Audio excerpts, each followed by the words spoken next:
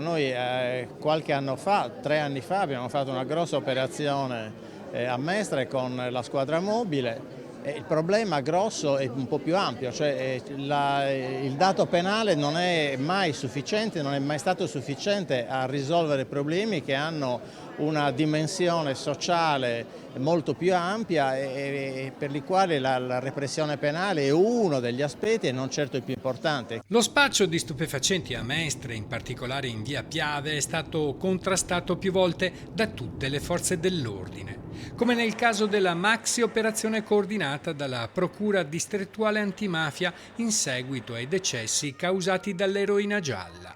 Malgrado tutto, dopo 3 anni, la malavita è tornata a occupare le stesse strade, anzi, a causa dell'intensificarsi dei controlli, si è spostata verso altre zone della città. Contro lo spaccio è sceso in campo anche il questore Maurizio Masciopinto, incontrando di persona i cittadini. Ma il procuratore capo di Venezia, Bruno Cherchi, chiede anche un cambio di passo in altri contesti.